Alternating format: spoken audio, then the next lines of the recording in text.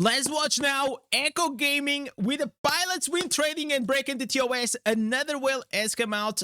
Let's watch these because I'm always interested to see what they have to say. What's going on, guys? Welcome back to another Diablo Immortal video. Today I'm continuing my whale series where I bring on a special guest from the whale community and we talk about whale related things or bring topics that people are all wondering about and pose those questions to someone that is a big spender inside of the game.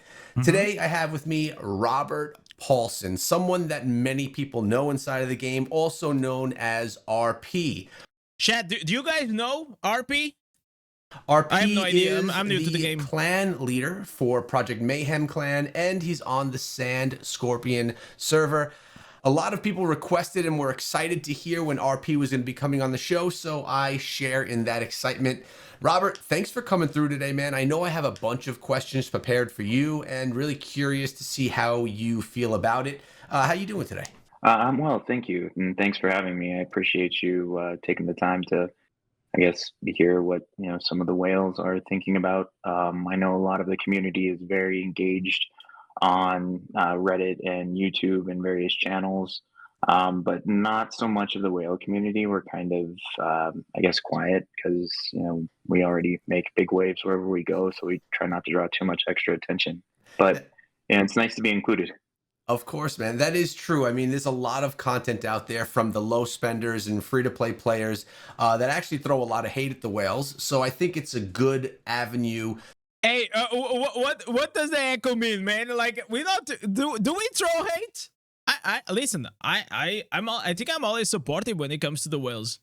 To share what your community has to say as well. And I actually learned before the show that you actually have a lot of people within your clan that are free-to-play players as well, that you're not just a bunch of huge spenders, but that you're actually a mixed community. So that was actually really cool to hear. Yeah, our clan actually started on the premise of being inclusive because when Diablo Immortal first launched, there were just some key power players who were massively controlling the server. They had multiple clans and then clans on the opposite side as well who kind of had a chokehold on everything. So we broke away and created Project Mayhem after the very first rain cycle and have been going ever since. But it was always with the intention of being a disruptor, making the game fun again. And competitive, but then after a few of us wailed out, we wanted to make sure it could be inclusive for everyone else. And I'm glad 2 years later, 2+ years later, we're still doing that. We still welcome great people. The only requirement we ever have when people ask if we're recruiting is they pass the vibe check.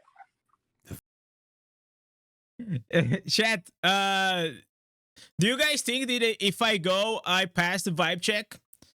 I mean, the vibe check is always important, right? But let's be honest. If you are like trying to apply to a lot of like clans that like they are majorly known for being a whale, you probably need to have spent a bit, like not every whale clan it is as inclusive as probably these guys are showing to be. Definitely a few are like a bit more restrict. Vibe check, man. That's always important. I do the same when I bring people on the show, make sure that everyone fits that vibe check. I got a handful of questions that I want to touch on with you, many of which are questions that have been asked a lot throughout the community, and I just wanted to get your take on them. We met with Mr. W a couple of weeks ago, and a lot of people were interested in what he had to say, so I thought this would be really fun to have you on as well. So let's start out with the first question, and that one is regarding buying and selling accounts, sharing accounts, renting out accounts, and pilots that people have playing their accounts for them. This is not a new topic. It's something that's been discussed a lot, but I wanted to know your whole idea, your whole thought on this. So buying and selling accounts, renting out accounts, and having pilots run accounts. Come on. Now we're getting to the good part. For players. Do you think this is good or bad for the game, and why? Well, I guess I would say like I don't love it in the fact that I've invested so much into my account and it does devalue how much effort and time I took into cultivating what I have. But at the same time, I do realize that there would be a power vacuum if these key players who had tremendous accounts were no longer there, and then there wasn't anyone to take over those accounts.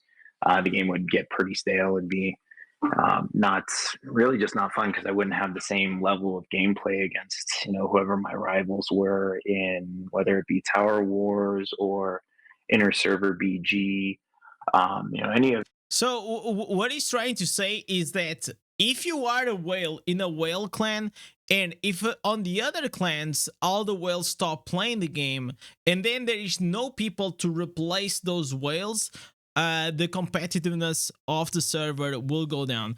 I can see his point. It's a fair point. I still think that, I mean, that's just how it is, man. Is the life cycle, Of the game mechanics that require strong players to compete against each other. It's kind of like that iron sharpens iron, right?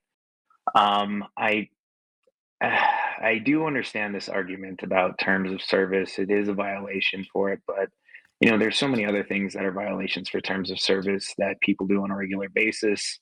Whether it's AFK farming, whether it's alt farming. Okay, AFK farming, as long as you're not using a macro or a third-party thing, it's not bannable. Okay, so if you just go with your necromancer and you sit your ass with your golem, that's not there's nothing wrong with that. Or any number of things, how they treat world chat. And if we just start blanket banning these things, then the game's going to be empty pretty. Okay, but also, I mean, comparing someone that trash talks on world chat or AFK farms, comparing that to buying and selling account, I think like it's a bit, it's just like, oh, that guy stole candy and the other guy is doing actual crimes, right? Pretty quickly. And it's not going to be fun for a lot of people who rely on these other avenues. There is a key difference, though, when we talk about these resold accounts or pilot accounts versus, someone who inherited an account. How would you feel if there was an account of a 10K player that you loved playing with, and all of a sudden he's just moving on to the next thing? He doesn't want his account to go to waste. He's not trying to sell it to you, but he's offering it to you if you want to keep playing it for it. Not even for him, just for yourself. If you want to enjoy it, like he's done with that toy. Do you want to play with that toy? I think a lot of people would say hell yeah. I'm hopefully hell isn't we're playing Diablo. You can say hell, I'm sure. But it's just one of those things where I don't feel like there's a lot of consideration around this topic, and it's from multiple angles, whether it's the free to play community or the whale community. Because we have friends who have been gifted accounts. We have friends who may have not necessarily inherited it, but if they did, come into possession of these accounts, that's definitely something to consider. But a bigger issue, I think, too, is how are we going to enforce that? How I know Mr. W mentioned that there's IP tracking around these potential account transfers of ownership, but who's to say someone isn't playing on a VPN or traveling? I know a lot of us travel for work or just travel for fun. I know. No, okay, I understand like what he's trying to say, but it's kind of, if one account was being played in one place and now it's always being played in another place, and then one thing is like you're traveling around with like short periods of time, other things is like big times. Like for example, when you have a pilot, so your account, you play it in your house, and then the pilot is from like the other side of the East Coast, or maybe sometimes from Philippines or whatever, do they hire them, and it's just like, oh, this account from like 8 a.m. to 7 p.m. it is always like on the Asia IP, and then at night in the evening, whenever that guy has time, is logging in at night to do all these wars, PvP, and then now he's in the US. So like they're like, of course you have to be careful whenever you're doing this IP tracing, but if you put a bit of effort, you will realize immediately if this is or not a sold account, or an account is being piloted or something like that. Myself have gone overseas or to other nations and still played Diablo and had a great time, even though I had a terrible ping. But I don't want to get banned just for moving from location to location. There's a lot around this that just really hasn't been considered by the community. So I don't think this mass. No, I actually disagree. I think it's been considered, or at least I consider it, but there is, if you take a look into the IPs a bit more seriously, you will figure it out if it is or not. Because like it is easy to figure out, oh, this guy was just traveling there and coming back on the business trip. You know, like you can see the patterns. Like that's what like these the police or the investigations they do, right? I'm sure. Like I don't know if they have like investigators, probably Blizzard, and when it comes to the cheating department and enforcing the TOS, I'm sure they have like some investigators, or at least they should, right? Massive call to action over account banning on this is really where it's going to be in the best interest of the community at large. But personally, kind of getting back on point, sorry, I was a little roundabout there. I don't love that these accounts are being, just so flippantly traded off or passed around or resold. But I do like that we still have these strong accounts in the game. So if it's a matter of which is the lesser of two evils, I would say letting these players still continue to play. But why? I feel like overall it is a net negative for the game. Overall it's just a net negative. And keeping the community revitalized as opposed to just having these, having the whale community basically grow extinct. You make some good points there, and I want to expand on it a little bit. And I'm thinking about people that are playing the game, maybe just for a couple of months, maybe even less, that are listening to this and really not understanding the depth of what the game can be, especially at a PvP, end game PvP element, the way that you're speaking of. And the point that you're making about these accounts that are the competitive accounts that allow for that level of competition that you're speaking of, if they're just removed from the game because players stop playing, it kind of dilutes the competitive nature of the game for people at that level. That's something I've never thought of in that sense, and it does make a lot of sense. There's 2 points, though, that I want to make. One, it is against terms of service. With that being said, I know tons of games where people use pilots and where people, this type of account stuff happens, that it's against the terms of service. It's not new to Blizzard. It's not only with Blizzard. It's also, it's against the rules. So I'll always say that's up to the person that is doing that action. And are they willing to potentially lose their account because they're breaking terms of service? The other thing that I wanted to bring up is you're talking about the health of what PvP looks like at an end game element, that basically what it looks like and how fun it can be for those end game players. How do you feel about, and maybe this isn't happening the way that we've been hearing, and you can give me some context here, but we hear about a lot of people that are taking and stacking these accounts and really making all of those accounts come onto one.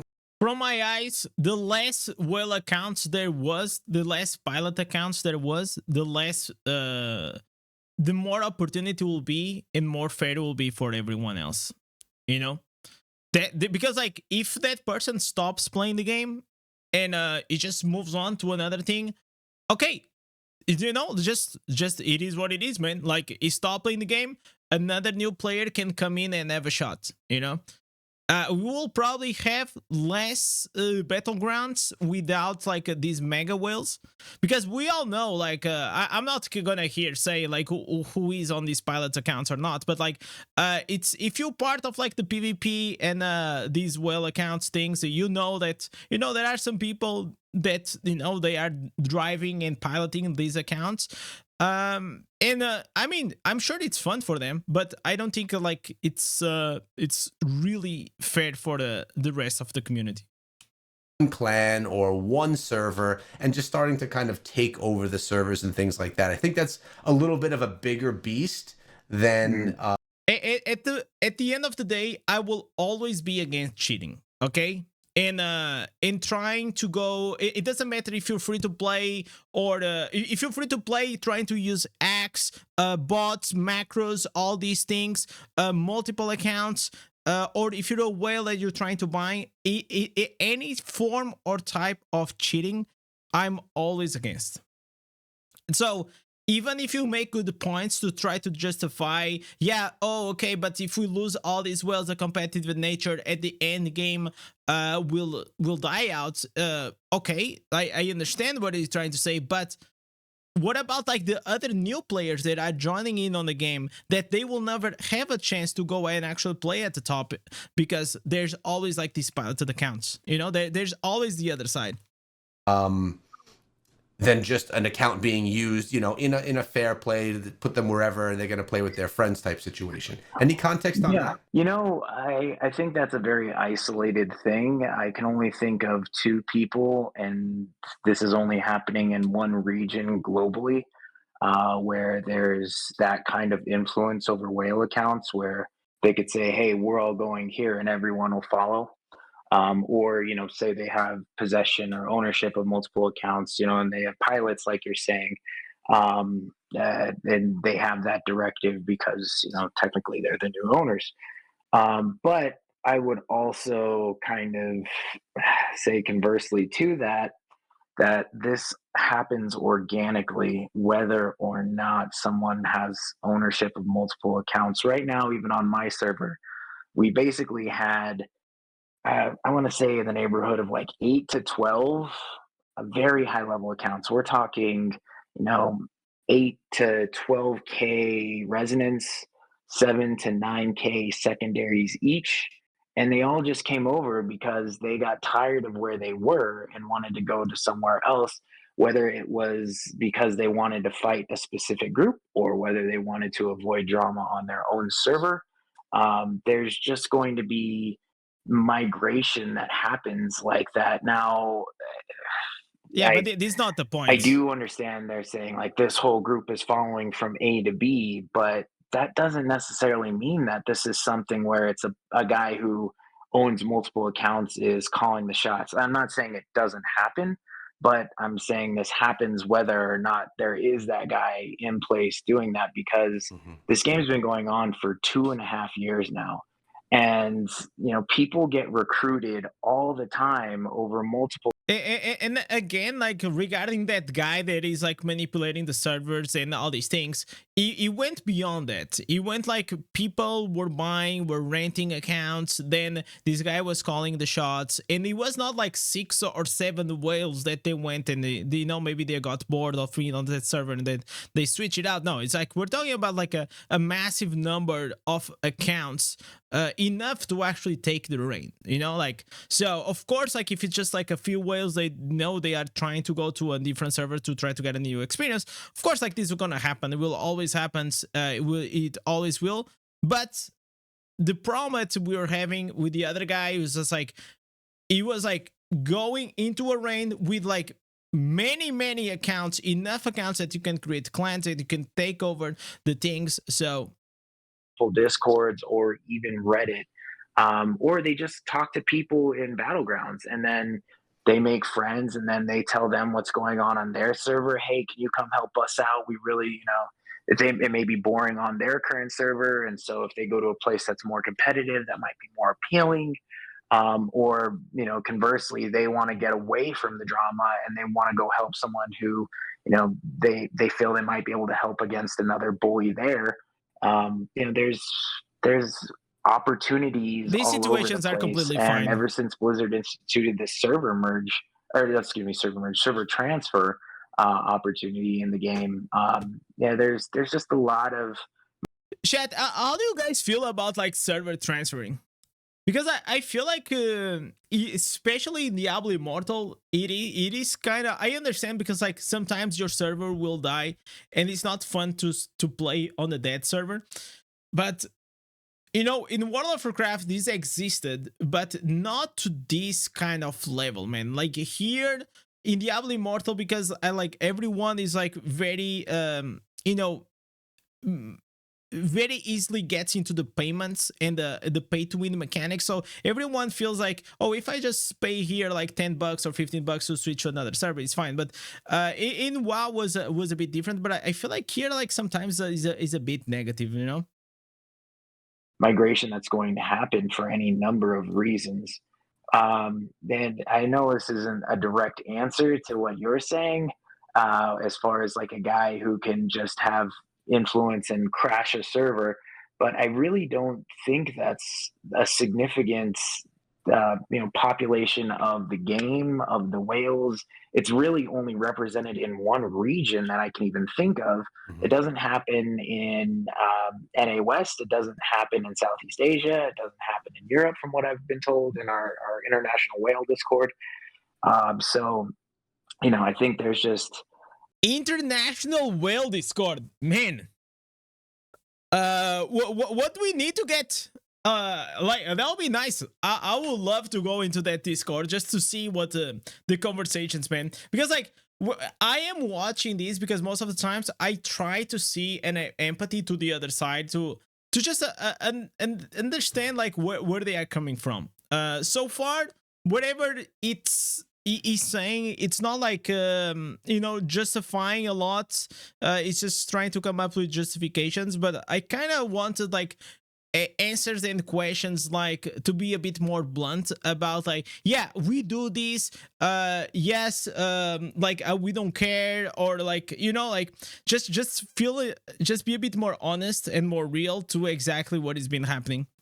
a beef that's going on, and there are some people that make it very easy to dislike them, and it's very, very easy to recruit people who have been treated poorly by someone to come and bully them back after so much time.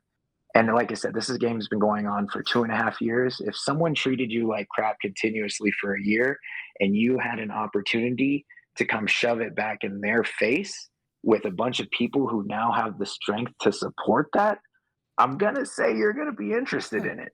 Yeah, well, first of all, a couple of things. One, I know that we didn't really discuss that topic as in depth as we just went into it. So I appreciate you giving context to it, even though I didn't kind of warn you that we were going to get into that. That kind of just went in that direction. So thank you. I think you handled the question well. You gave context that maybe we didn't think of in the past. You also brought up two things. One, I appreciate you being very vague with who we were speaking of. That's always really important to me when I do these, because I don't want to call out anyone in particular in a video. This feels, chat, that is exactly like Harry Potter and the Voldemort. Like nobody wants to say the name, but everyone knows what you're talking about. It's so funny, man. And two, you brought up a good point about regions, right? Like this doesn't go on in all servers in all different regions. So people that are potentially dealing with this and not liking it, they always have the option to change to an area that may not have those issues as well.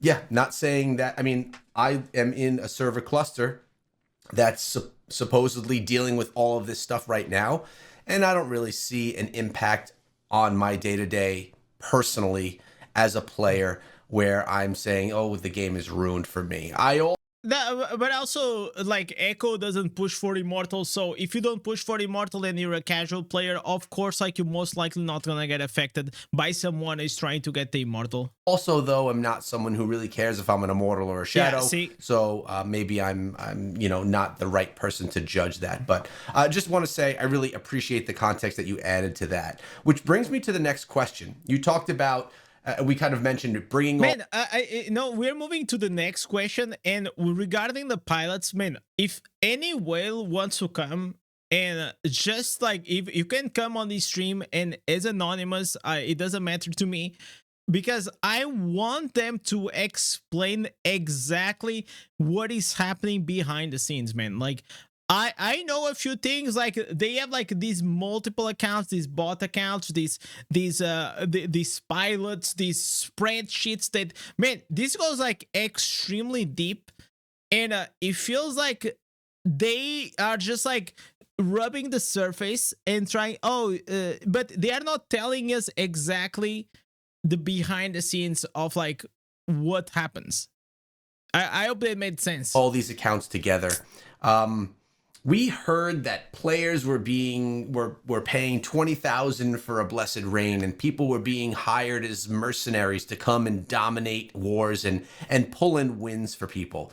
I've heard various people from the community say this is happening, that's not happening, and it's a complete rumor, or that kind of happened, but it didn't really go that way. I wanted your take on that. So really, did this really happen, or are they really hiring assassins to come in and dominate SWAT wars? team.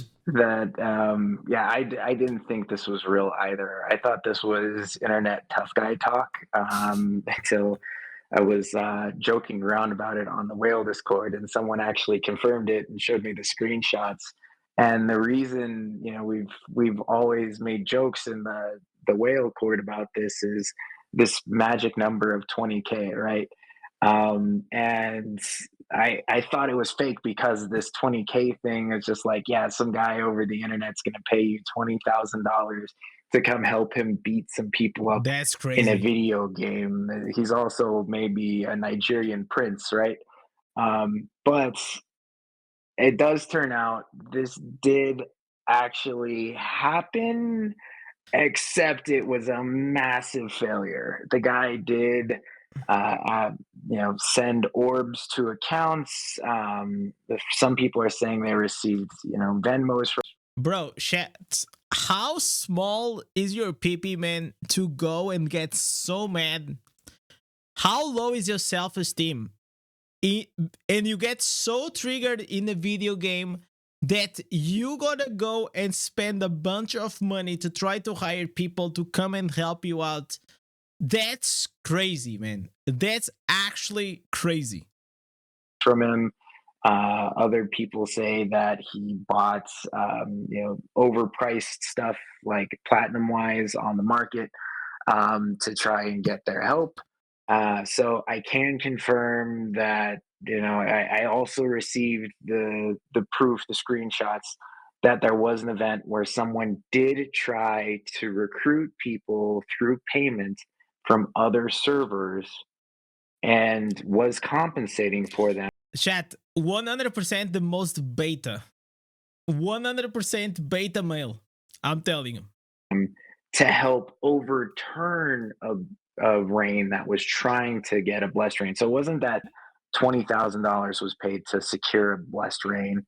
It's that someone paid money to try and stop people from getting a blessed reign. And That's then crazy. they failed.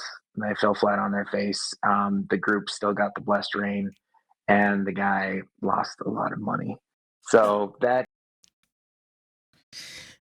like, chat, this is like another world. Okay, that's when you guys see like all those people like wearing like a Gucci gang, like Louis Vuitton, like they just like have like way too much money. And usually, like, their ego gets very affected if you just call him like something, right? And they will use everything in their disposal to try to show that no, I am in charge. Oh my god, this is so cringe, chat. Like, you go, you spend a bunch of money, and you still didn't get. Oh my god, and you still didn't get it. It's actually sad, right? that is an isolated incident, though. I have never once heard of anyone ever giving or requesting. Bro, I would love to interview that guy, because like I get, like, you guys don't understand. Whenever I don't understand something and where did they come from, I would love to talk with these people, so I can make the questions. I'll ask why, and because it is so fascinating to me that someone will actually do that, Requesting payment for support on whatever in this game, because as far as the whales go, like we don't. If you have that kind of expendable income, really, to go crazy on a game like this, then one, you're probably not going to want to trust someone, financially to compensate you for these various things. Two, you can no longer gift orbs like you could before, ever since the Susan scamming. Hmm. And three, you don't really need to do that anymore. People just are looking for a fun place to fight. So if you tell them your story and it's boring wherever they're at, there's a good chance they'll come and join you. That happens regularly on our server with a lot of clans. And then conversely, people on our server go to other servers because they heard a great story over there and wanted to check it out. Yeah, that makes a lot of sense. And it's funny how an isolated incident that actually failed in the end got turned into a story of a service that you can use to actually come win these reigns. And I mean, I'm at fault as well, hearing these stories and then talking about them on the channel, probably overinflating them beyond where they should have gone. But I'm appreciating that you put a little bit more light on that and shed some context to it, so that we all know, myself included, what it actually looks like now. Now, you mentioned Susan Express, which is the whole, buying The good old Susan, chat. Press 1 in the chat if you already bought it from it. materials So inside of the game at a much discounted price. So that's something that we have. I mean, I know it's always going on inside of the game. It's time when it was like the big news is a ways back, when it was everyone was concerned about Susan Express. That was like a year, maybe a year plus ago. But it brings me to another question. What Yeah, actually, like, nobody really cares. Most people are just annoyed that the world chat, it is always like being spammed by those bots, man.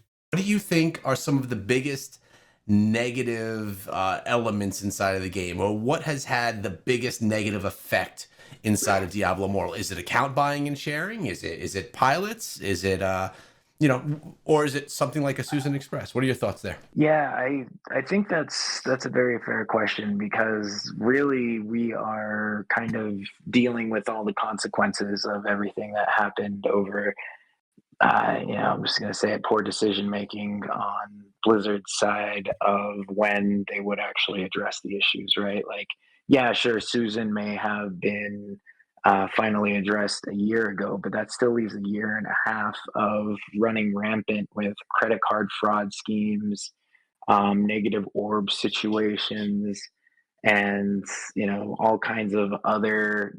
I don't want to say necessarily deleterious, but just scam like events that were happening in the game. The thing is, sure, those accounts did go negative orb, but that plat still stayed in the economy of whatever server you were on. So that created a hyperinflation of everything in the game. So, your every normal gem aside from rubies, we're going for 400 platinum a piece. I'm sure you remember that, and it was great as a low spender because you could actually accumulate enough to buy things, and then you had an opportunity to grow your account, right? But So here, this is way past my time, right? Like, I'm new to the game. I only been playing for like 10 months, so I am very curious. I always like to know a bit of like actual Diablo Immortal lore. the same thing with a lot of the resonance gems. You even like one gem power, you could probably sell for, depending on what the economy was like at the time, 1,600 platinum possibly. And then as soon as the platinum scheme crashed, we saw all of these things start to drop. And I'm not sure how it is on your server, but Gen Power on ours is hovering just under 500 per. So we're looking at a 66% drop. And with that, there's less people buying orbs to actually run these rifts to populate the market with the necessary resonance gems to grow your account. So while you're still farming the same amount of normal gems that are getting you maybe half of the platinum, if you're lucky, of what it was before, now you are paying an inflated rate to get, say a chip of stone flesh, which, back when the Susans were populating the servers with all kinds of crazy orbs that were, essentially run on credit card fraud. but you know, So what actually happened? Does anyone in the chat is aware of like what it was? Because like he's talking about like Susan was running these credit card frauds. Like, did they use like fraudulent credit cards to buy and make purchase on Diablo Immortal? So basically using fake money to inflate the economy, something like that. there'd be hundreds and hundreds of these gems up, and you could buy them for like 32K. Now they're going for 50K. So you're looking at, arguably 80% increase. So you're having to work 100% more and still pay on top of that 180% more. And that's just for, the people who are trying to hustle to get what they want. Now, if you're a spender, it's not so bad because now you can buy all your normal gems for super cheap. And if you are buying platinum with orbs legitimately, then there's no financial difference to you. You're making bank off this. But for everyone else, they're forever suffering the consequences of the market. The other issue, though, is that this, people capped out really fast because they could. You could pay, a tenth of what it costs to actually get something legitimately, cap your account out. There was never any action done, but then you're just sitting alone at the top, like unchallengeable. And it's not fun when you're speaking as a whale who's had multiple battlegrounds and tower wars and whatever have you, where I'm more than triple the resonance of everyone else beneath me. My defensive gem procs will clear a whole team. I don't even need to activate a skill or attack. I can just stand there. Damn, chat. Imagine you just run and your defensive gems will kill everyone. Can you imagine that? I can't. I wonder how much resonance is this guy. Probably it's like 10,000 resonance, right?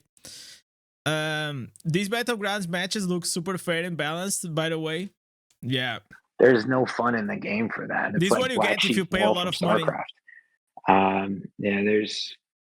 There's a lot that's really, I guess I want to say, just suffered from that. And now, speaking for the free-to-play player experience or the low spender experience, now it's that much harder to get any improvement in the game for your account or your character. I would imagine it's probably less enjoyable for them as well because the grind is that much more and the scarcity has really increased for whatever they're going to need because, like I said, so many of the whales have already reached their cap as far as their resonance gems and even some of them their normal gems that and a lot of people realize that resonancy was not that important compared to the secondaries, and they shift gears to go from like farming or buying the legendary gems. So now they're gonna go and try to cap their secondaries. That's also what is happening. This game will be way more fun if they had a premium payment server with no extra pay to win outside of cosmetics. Yeah, I feel like cosmetics will be... I think cosmetics is completely fine, even like some convenience. But, well, that's not the reality, so it doesn't matter. They're not running rifts anymore to sell the gems that the free-to-play and low-spend players need. I'm not sure how it is on your server, but if someone wanted to try and go buy... even a Hellfire gem or, like I said, a chip or even a Seeping Bile, there might be 2 or 3 on our market. So, I mean, if you're trying to grow your account and the people who are picking up those highly sought after items are no longer doing it because they met their cap, they don't need to anymore. Who's the one that's really suffering? It's not going to be the guy who already has everything that he wants. It's going to be the guy who now is stuck with whatever scraps he can get a hold of. Yeah. Yeah, especially whenever that guy that now is like secondary capped, resonance capped most of the way got it because, abused Susan Express, abused all these things. And, well, it's like the other day, like there was like these arguments happening on the Discord and someone was asking like, okay, so are you in favor of like buying an account? So if you want to have, for example, 10,000 resonance account right now, right?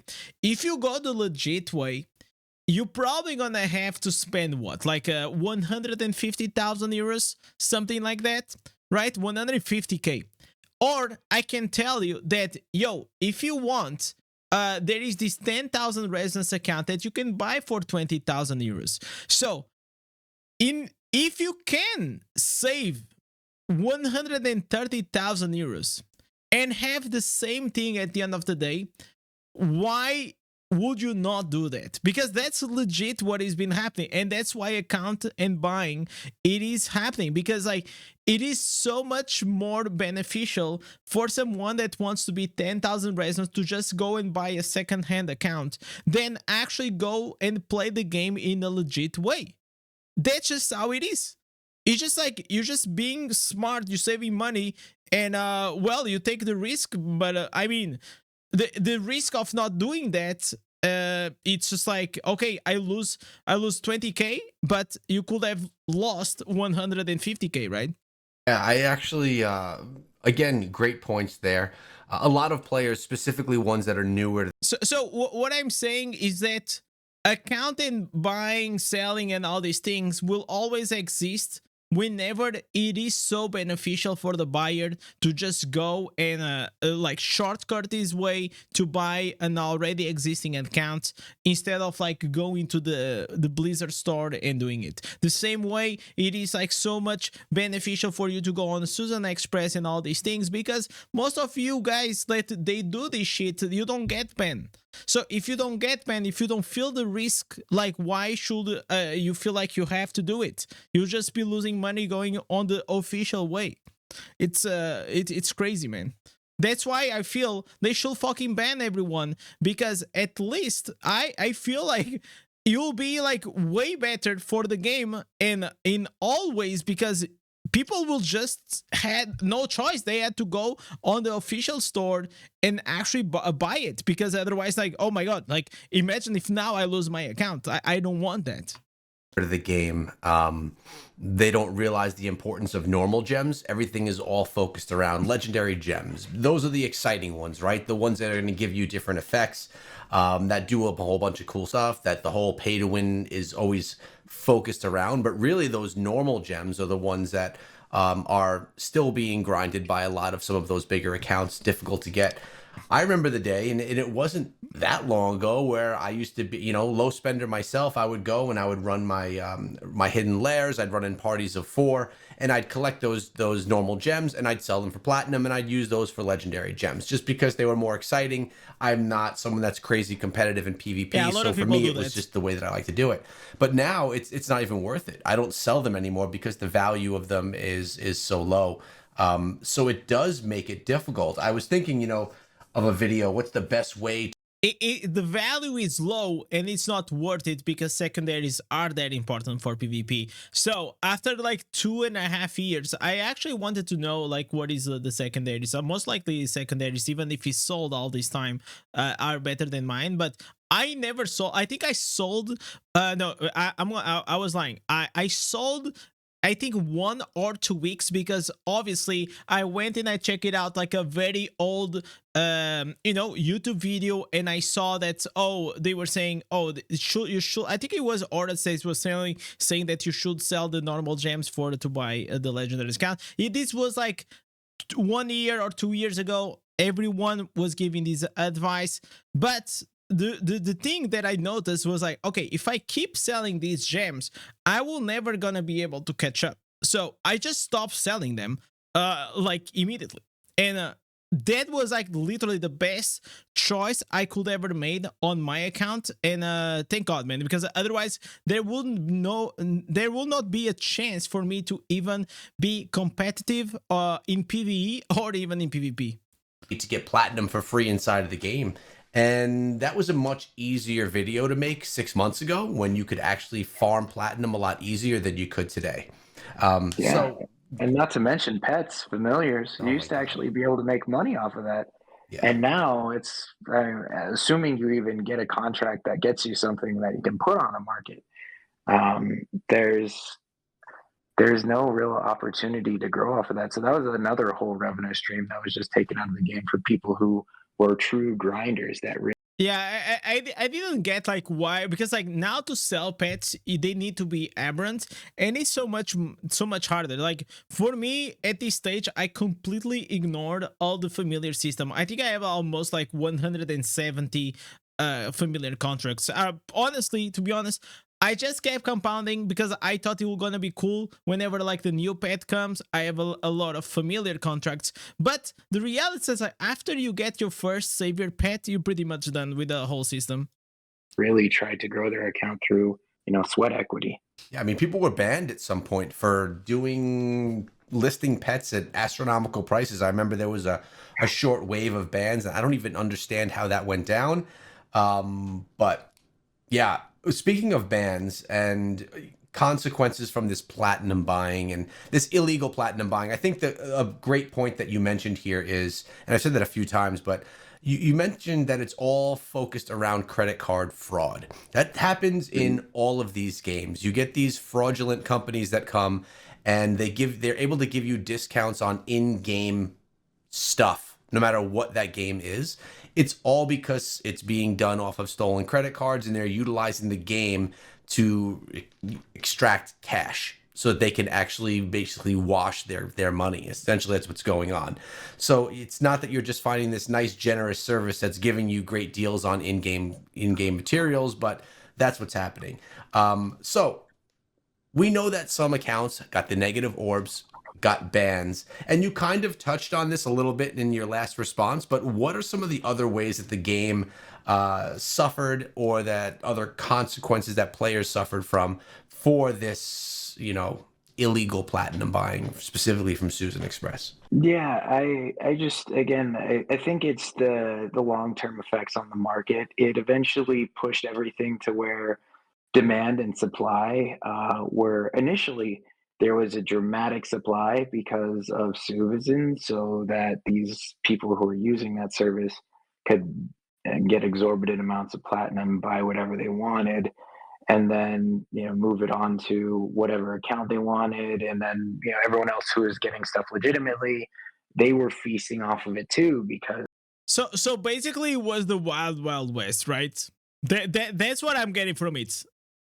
there was all of this revenue or all of this platinum that they could get a hold of just by farming up whatever, putting it on the market. You could sell virtually any half desirable gem at maximum, excuse me, whether it was a normal gem or legendary gem. And it was like feast and then turn famine, right? The services shut off. The platinum stream was eventually like cut off as well, and then now no one was doing anything for a while, and then we saw uh, orb accounts being sold by Susan, where they would preload these accounts with orbs and then sell these accounts to people. These people could then run those accounts that had 16,000 orbs loaded on it, and funnel those gems back to their primary account or platinum that they would sell those gems for. So it created another opportunity where there was a Jesus feast of Christ. normal gems available for dirt cheap, and you could get gem power for 400 platinum, which is the lowest allowed in the game that you can put it even on the market at. And then they would funnel that platinum back to their main accounts, and then that was eventually cut off. So it just created this like ebb and flow and ebb and flow, and part of that, I think, eventually drove the legitimate spenders to either just throw their hands up and quit, because we've seen massive attrition on that side. And then also, it's like, Yeah, because like imagine you were a legit spender in the game. You want to do things in a as it's supposed to be, but you just feel like, man, I am spending 10 times more money than this guy. Why?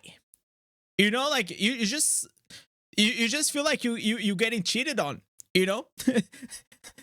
You know what I'm saying? Like, if you had one guy with $1,000, it gets like 10 times whatever you can get with $1,000 if you gotta go into the in-game shop. That's insane. That's actually insane. like a yo-yo effect with low spend and free-to-play grinders who And for me, like, one of the biggest concerns that I'm having is like, I see everyone clapping their hands that the resonance keeps like getting pushed on. Now we are at 13,000 resonance, and if you are a day one player right now or a 1 month player right now, and you're just excited to go and keep playing Diablo Immortal and all these things, like new players are still coming into the game every day, every week, every month. But like the gap, it is so massive between a pay to win account and a free to play, even a free to play account, like with almost 3 years. In like not having any catch up mechanics, it is so demoralizing for any like free to play low spender. Like it's just like if you start right now, you're absolutely fucked. Like there is absolutely no reason for you to actually go and spend a lot of money in this game, because like it's like you're just too far gone, man. It's just like you are hundreds of thousands of dollars or euros far behind. You're never gonna be a whale, and and then they say, okay, if I'm this far behind, what is my next solution? They look on the side. Oh, there is a guy selling this 9,000 resonance account for $5,000. Oh, I guess I'm gonna get that, and that's just how it is. That's exactly what has been happening. Who are trying to get what they can, however they can. And then what they rely on to get that is taken away on an instant, and they don't know any better. They just think like all of a sudden, oh, no one wants it anymore and you need to move on, not realizing the actual ramifications of it was that this was all piggybacked off of those third-party services that were also in violations of terms of service. I'm also pretty sure that most of like these 10, 11, 12,000 whales, at some point they most likely used these servers, you know? Or it's like they are absolutely like massive millionaires, or most of them, I'm sure like they used it, you know? So, I mean, which gets, again, where here we are circling back to issues with terms of service violations, but there's so many people who've benefited. I would argue every single player who's played this game for an extended period of time, if you use the market at all, you personally benefited from from a violation of terms of service, whether you realized it or not. So much of, I would say, arguably 70 to 80% of the platinum that was even in that market came from, at one point, one of these fraudulent services. There are very, very few Krakens out there, super high level whales who will actually buy orbs and then convert it into platinum. That platinum had to come from somewhere, and it's not coming from the 300 platinum that you're getting a day for doing 120 points of battle pass work. I wish it was. I wish we got way more free platinum on a regular basis, but it just doesn't work that way. So, at one point, the whole economy was propped up falsely by plat selling, and we wrote it unknowingly, and now we're. I see what he meant, that everyone benefit in some way or the other, but a lot of people benefit way more. Like if you're just someone that play casually and you use once or twice like the action house and you bought a few gems, that like, and you say, oh yeah, you also got benefit out of it. I mean, come on. We're seeing what it's really like without it. That's interesting that you bring up that all of us that actually utilized the market in some way interacted with this illegal platinum that was in there. Not that anyone that was in the market did it knowingly or how. Yeah, through no fault of their own. Yeah, this was no one's fault. But whether you'd say you're at fault or not, you touched it. It was blood money of a sort, whether you knew it or not. Yeah, that's actually a different way of looking at it. You're right. Okay, let's talk about free-to-play players. I mean, a little bit. I know it's a little bit weird to talk to. Whatever. I mean, you say, oh yeah, everyone took advantage out of it. Like that's bullshit, man. A whale and have a whale on, especially one that's well respected and known in the community. But you did mention about your clan, Project Mayhem, and how from the beginning you've been a balanced clan of whales, free-to-play players, and people that just clicked or checked off your value check.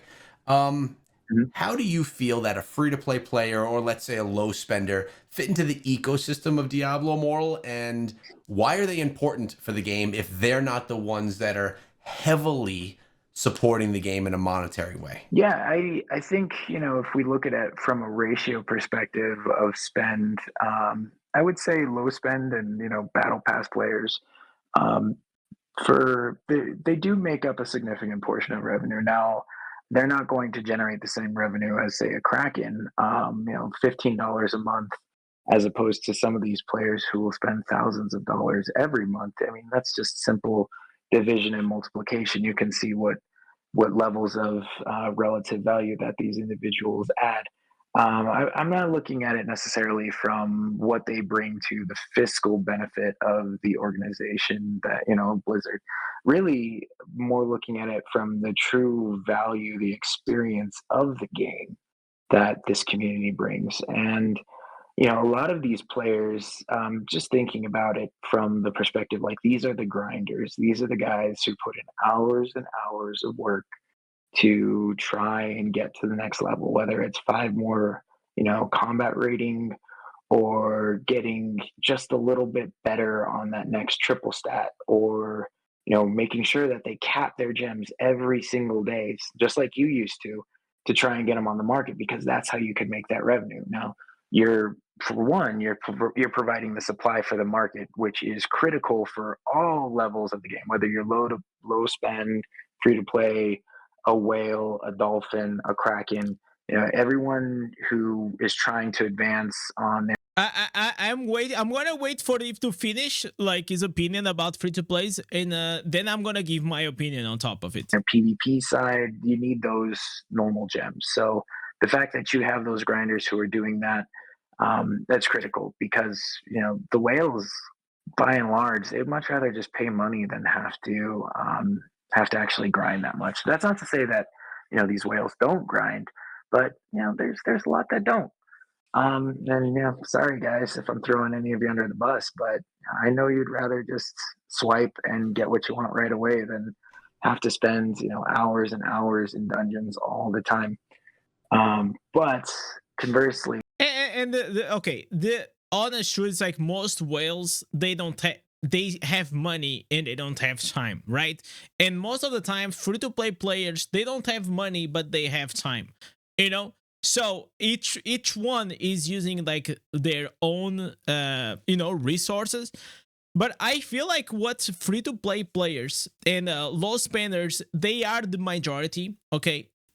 And you need them to bring the hype, man. You need them to bring, like, free-to-play players. Usually they get like, they are casuals. You have like different levels of a free-to-play player, of course, but a lot of them, they, like he was saying, like they try to go and mid-max everything, and a lot of them, like, they find like very cool stuff, very cool hidden mechanics inside the game, because they are trying to squeeze all the advantage that they can to try to compete against the pay-to-win players, right? But above all, we need more numbers. A game that doesn't have numbers, that doesn't have players, it is not as exciting. Like, whenever you're playing a game that everyone plays and everyone is excited about, that's a big part of it, and a big part of that population, it is gonna be free to play, or it's gonna be the battle pass. Then you have like a very minor like percentage of like these krakens, these mega whales, or whatever you want to call them, that they are actually gonna bring the financial benefit. But there is so much more benefit that is added to the game from the free to play players, that it is not like necessarily like monetary, like directly, because they are not making transaction, but they are populating the server, they are populating the queues, they are populating the market, they are like adding gems, normal gems, so they are adding these things, which is beneficial. And imagine, like, if you are in a server and you go to West March and you see nobody, it's not fun. It's not fun to play a game like that. With all that, beyond just what this community brings to those arenas, think about the personality type of someone who is willing to do that work. They're industrious, they're generally social, they're generally more willing to be participatory, they want to do things with other people, they want to help others out, make friendships along the way. And to me, that's the vibe that I personally look for when I'm looking at who's going to be a good recruit for my clan, because they're going to bring a part of themselves that is amicable, usually pretty friendly, pretty funny, At the very least, they're going to be engaged, so they're going to stay on top of their tasks, and they bring a great social aspect to the game. They are not going to be snooty. That's not to say that there aren't free to play and low spend trolls. I'm sure we have them all on all of our servers. But by and large, these are going to be some of the nicest people that you're going to meet in the game. And there's a lot more of them than there are going to be really nice whales. There's just a lot more of the low spend and free to play than there are of the whales. So, yeah, I think that they're critical. If we don't have them, the market's going to crash. The game is going to turn into a Call of Duty lobby where it's just a banner of like people talking crap to one another. It's not going to be nearly as cooperative. It would be more, quid pro quo. I'll help you for this if you help me for that. Instead, these are the guys who are like, I'll just help you because I like helping people. So I personally, I see a lot of value in the low spend and free to play players. There is value in both sides. It's like two sides of the same coin. You need free to play players and you need pay to win players. It's the same as any game. It will always be that way. So whenever you're a free to play that you get angry at whales, you're cringe, and if you're a whale getting angry at free to plays, you're cringe. So just coexist with each other, and understand that everyone plays their role. And just because like you had a bad interaction doesn't mean like every interaction is gonna be bad. And yeah, just don't get mad, man. Like at the end of the day, this is a video game. If it's not fun for you, there's like thousands that you can play.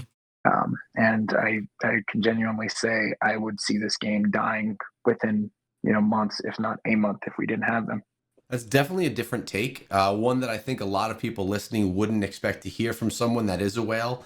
That just the values that are had from low spenders, battle pass players, or free to play players. Really nice to hear your take on that. That you do value them inside of the game and think that they're an essential part of it. I think that a lot of people. I think like the last whale that he interviewed, I didn't like it answered. It was like, oh, if you think like your battle pass money is gonna, change the needle or something like that. It felt like very diminishing to those players. I mean, maybe it's true because like $15 per month, but you have to think like it's $15 at times like what? I mean, like the problem is like it could be a lot of money if there was a lot of players on the game, right? But the major issue is that the game keeps bleeding players. So of course, like if you have less and less and less low spenders, it's not good for the game, man, because like you still have like these very core dedicated pay to win audience, but even those people, whenever they gonna start seeing that, man, like this game isn't going anywhere, I guess I'm just gonna sell my account. Like how many whales did stop playing because the game just got boring? And people, the majority of the times, whenever you stop playing a game, Diablo Immortal or any other, it's just because the game got boring, man. That's just how it is. Games are supposed to be entertaining, they're supposed to be fun, and whenever you get bored, most likely you're just gonna move on to the next thing. People that are in that boat, which is, let's be honest, probably the majority of players inside of the game, at least the larger majority. So I really love hearing that. Thanks for sharing.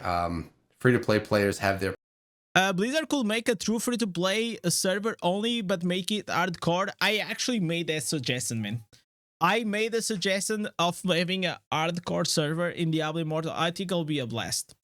Or make like a seasonal server. Like we need something different outside of like the classic Diablo Immortal with a pay to win. We just need like more fun stuff to do, man. Their place as well, which is really awesome. But yeah, absolutely. And just real quick on that note too, you don't need to be a Kraken or whale or dolphin or even low spend to make a difference in PvP for some of this clan activity. They're really valuable, as far as endgame goes. Free-to-play players who just know how to play their classes really well. They know how to support really well. You're not going to be, the running back who drives in for the touchdown. But you can definitely add a lot of value through knowing your class mechanics. There's some. I'm just going to give a shout out to one person in particular. If you don't, Indez, thank you. He's gonna give a shout out to me. Thank you. Chad, free to play player, Chad. There it is. mind. There's a guy in my clan, goes by 𝙀�モ𝙋𝘼𝙉𝘿. Not a massive spender. He's not free to play, but I wouldn't even put him on like dolphin level as far as spending goes. But he grinds. He knows his class. He knows class mechanics. He knows game mechanics. He bothered to actually understand how Baron set works, how his class specifically works, how he can manipulate the different, secret mechanics. Imagine that, chat. Imagine knowing how to play the game. That's is absolutely 200% right, man. Like, that was also one of the reasons why I started like this channel, was like because I saw that, yeah, free to play will never compete like at a high level like with a whale, but people think like, a free to play is like a trash can, like they think like this is never gonna do anything, and that's not the reality, man. Like, if you know how to min-max your account, if you know how to build it just right, you can actually be valuable inside the battlegrounds, inside the PvP. This is absolutely true. If it takes more time, if it takes a bit more dedication, yes, because that's the trade-off that you're doing. Like, you have to spend a bit more extra time to understand the game and leverage all these in-game mechanics, so then you can go and compete with someone that maybe has more money, but maybe doesn't have enough game knowledge and all these things, and you can take leverage out of that. In the game, and there are secret mechanics out there if people do take the time to actually experiment. And he's one of the best PvPers that I've ever played against and played with in the game. And this is even at elite level play, where again, I have triple his resonance at times, and if he's on the other side of the battlegrounds, then if I don't stop him, we will lose. That is how much just knowing your class and what you can offer can do without needing to rely on spend power. I appreciate you shouting out someone like that. I think I know a handful of people that are very similar, sitting around the 3K res that really do make a difference. Does he happen to play Monk by any chance? No, he is a dedicated wizard, but there are, Of course he's a wizard, chat. Of course, like, what else? What else can he actually play as a free-to-play and have a lot of impact, chat?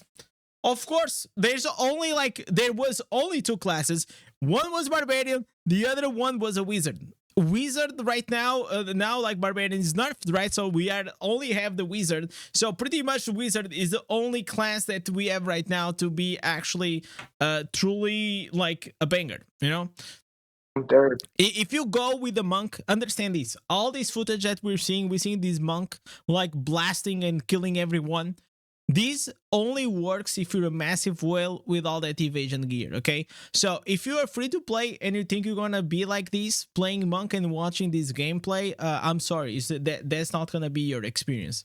People in our region where they can be Necro, Wiz, Satyr, or Barb, and they're still just a force to be reckoned with. Now, I do think there are some classes that are gated as far as spend power goes.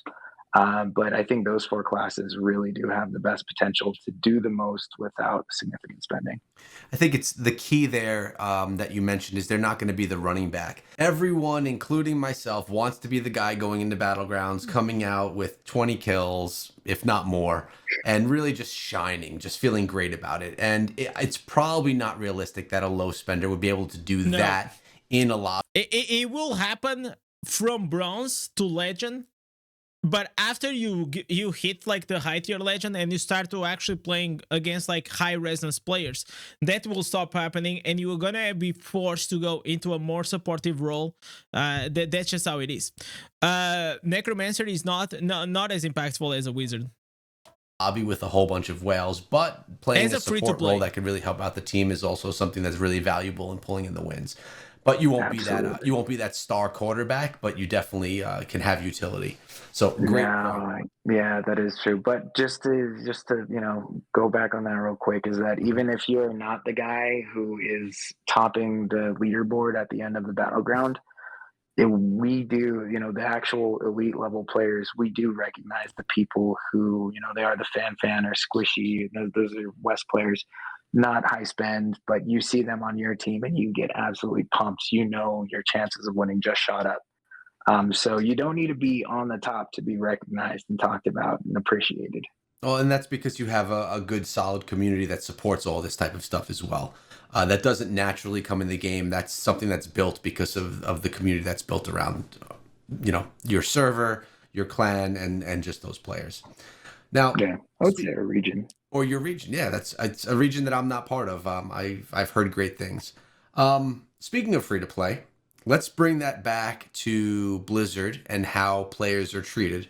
Do you think Blizzard treats free to play players differently than they do some of the large spenders inside of the game? It would to me, I would believe, and none of this is anything that I know. Being a Blizzard partner, I learn about things from the game from the development team, but this is not a topic that's ever been discussed. So this is all just my thought. But I think they would tread more lightly with people that are big spenders inside of the game, because those are the spenders that are giving a substantial amount of funding to the development of the game over time. What are your thoughts there? Yeah. Are free-to-play players treated differently than... What do you guys think, chat? I'm actually curious because I know that a lot of people say that free to plays are treated differently, or in this case, pay to win players, the ones that bring the big bucks, they get like the most benefit out of like this game. and the whales? Yeah, no, I can definitely give my own firsthand experience to this. Yes, I definitely do think that free to play and spenders are treated differently. I've personally been invited to attend VIP Zoom calls parties? with Blizz, and Wow. so were other high level players, high resonance players. And when I asked around about it for others who were not, identified as high resonance or significant investment in the game, they were not invited. So I mean, that's just It's like Scrubs. You didn't spend enough money to join the VIP party, okay? So maybe once you spend like 50K, then you can join on the next call, but not this time, buddy. just one example. But another example that comes to mind, and please, I implore anyone who listens to this, go check it on Reddit, go search for it, you'll see it. The ban waves. There are people who, you talked about it earlier. There was 1-day bans, 3-day bans, 5-day bans that happened in these ban waves, but then there were also permanent bans. Those permanent bans weren't happening to high spend accounts. Of They were course not. happening to free to play players. And I think that's unfortunate. I think it's It's not unfortunate. It's business. It's like, oh, you were doing illegal stuff. Oh, but you spent 200,000 euros in this game. Okay, I guess we're gonna keep you on the game. fair. I do wish that there was some, I'm sure you remember the ban, right? Oh yeah. But that was one of those things where it's like, why can two people make the same mistake or same Because one has more money. So with money gives you power, power gives you privilege, So it's simple. It's simple to understand. terms of service violation, but one of them is permanent. It's sad, by the way. And this is why this that he's saying right now, it is exactly why this account buying, blah, blah, blah, the bots, this will never stop, man. This will never stop. This will always be like this because money will always talk. Permanently removed, and the other one has to go touch grass for a day. Like it doesn't translate as like truly being fair. But I will say, chat, that if you get banned from this game, like permanently banned, I think the way you should look at it is like, I am free. I am free. I can finally move on. Because I'm promise you, man, like it will be a good thing for you. To that end, thinking about this from a financial perspective for the company, if they're removing someone who's spending money, then it's costing them. If they're removing someone who isn't spending money, then they're really not losing anything, at least initially. Sure, the game is going to lose value because, like I mentioned, those individuals add value to the community, but that's like an intangible value. They don't really, they can't put that on a on an item list of quantifiable revenue, or impacts that they get to generate from a fiduciary responsibility perspective. They just see, okay, if we remove this player based off of this trend of what their spending history looks like, we can expect to lose this amount of revenue, as opposed to this person who has contributed no financial outcome to the game that they're seeing a profit off of directly. They can remove and face little to no financial losses. So yeah, I think they're absolutely treated differently. Now, should they be treated differently? No, but that's life. Again, you're going to pose ethics from That's what I was gonna say. No, listen, it's not fair, but that's life. Life is not fair, chat. a moral perspective. If you like to play, you'll make another account or find another. Listen, if I ever got banned from any game, absolutely I wouldn't care to play it again. Like, absolutely not. Like, this in the case that I got unfairly banned, okay? Because like, I listen, chat, I never got like banned from like doing these naughty things, I mean, I got banned from League of Legends, but I was young, I was stupid, and I was super toxic, right? I mean, that's different, but I never like cheated or used like aimbots or all these things, right? Like, I feel like those things are cringe, but if you just like flaming in the chat and you get banned from that, I mean, that's life, right? As opposed to ethics from a fiduciary responsibility perspective. Because this is a for-profit company, they are legally liable to make decisions that are in the best financial interest of their shareholders. So, otherwise they will be facing fines and can be sued by their shareholders. And this does happen on a regular basis. The SEC is very good at it. And that's the Security Exchange Commission, for those who don't know. The people who are overseeing the stock market, the governing body there. But yeah, they need to do what's right for the company. And again, going back to different understandings of how this all kind of works in the background, we're the ones who actually benefit from that.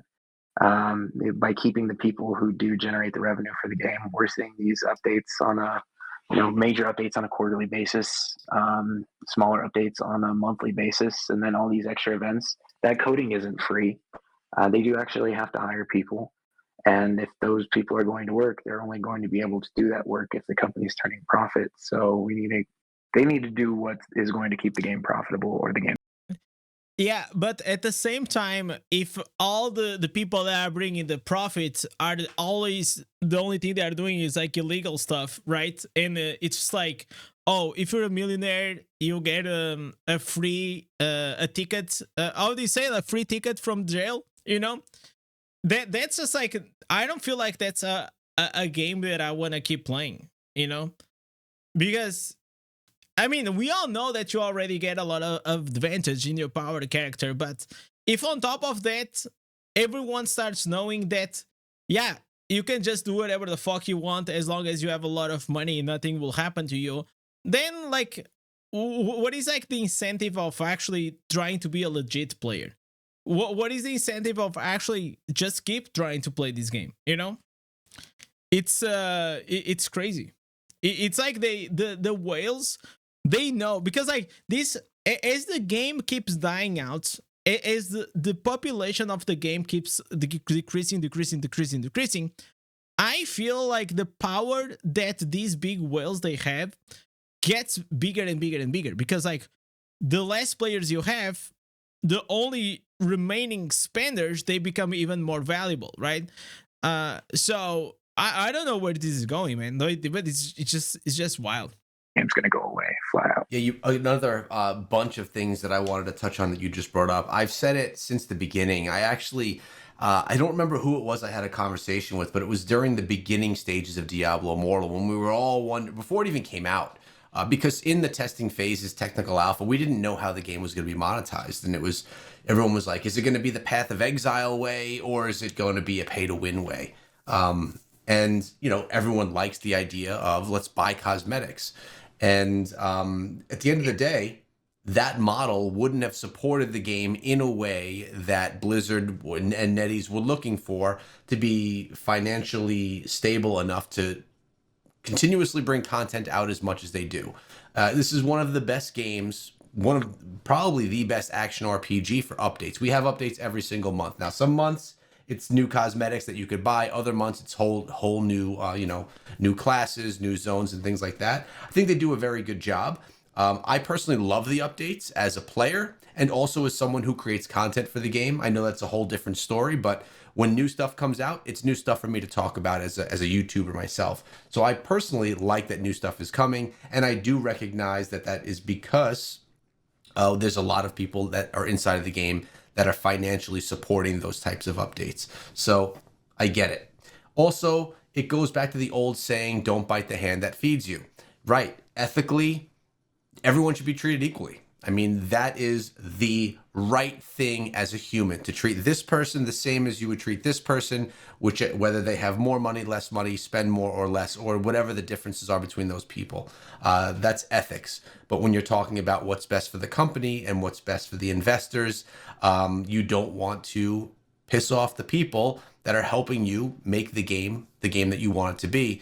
And that's not to say that players that spend $15 a month aren't helping the cause. When you think about a year's worth of spend, they're actually putting a decent amount of money into the game. As you said, nothing like a whale. Funny thing, I'm sitting around 3K res, a little over 3K res. I get the battle pass and the boon of plenty and sometimes Prodigy's Path, and every once in a while I'll buy a pack.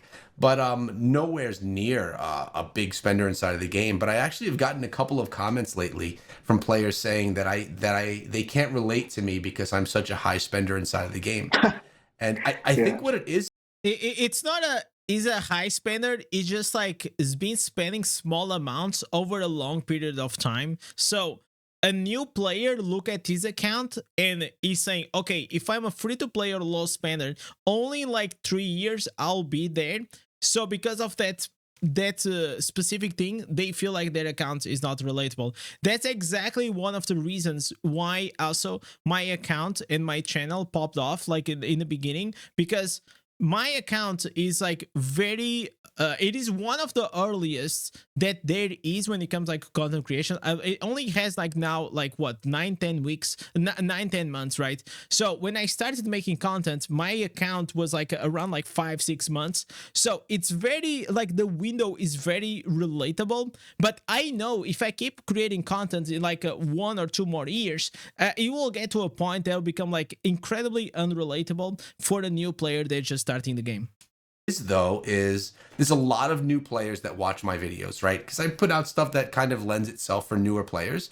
It is now 3,000. Yeah, it is 3,000, but you have to understand from a free-to-play low spender perspective, 3,000, it will take a lot of time. It'll take years to get there. And for a newer player, looking at a 3K res account, yeah, I mean, I put 2.5 years into my account, which is why we've gotten there. But it does make sense that, to them, 3,000 res is something that's unattainable without spending a ton of money. Yeah, of course. For me, I look at it, I'm like, man, I'm such a light spender. I'm basically just buying like the super great deals in the shop because I think that it's fun. It helps progress my account in a fun way. Still nowhere's near able to compete with some people at the whale status. But it was interesting that I was getting those comments for the first time. And it was all around the Gem Surge event that was recently going on. And what was it? Not the one where you can get the 5-star gem. What was that called? The gem. The Phantom Gallery. Phantom Gallery, Yeah, because I had some orbs. I used about $50 worth of orbs to really manipulate that system as best as I could. And those orbs I got all from, I think it was from Prodigy's Path or one of those things. I was just saving my orbs. And, I just wanted to try and take advantage of the system so I can get some gems, and then I could use the new Gem Surge event to get those gems from 2 stars to 4 stars and just really take advantage of the system. That's where those comments came from. All right, I'm going off on a tangent. No, that's fine. That's a good point, though, honestly, that, people don't understand. This is me speaking to the grind earlier. Like, you're the player who puts in the work to develop stuff over time. New players don't understand that because they haven't been around long enough. Yeah. You also, I'm sure, made some platinum off of familiars back when you could actually sell them. Mm-hmm. And that's something that they don't understand too. Like, that was a massive windfall for a ton of players when it first hit. And, who knows what it'll bring in the future. There might be new things that are released where all of a sudden it's going to be like... it's like as you keep progressing in this game and you keep like, playing it, you kind of start losing the relatability that comes with it, right?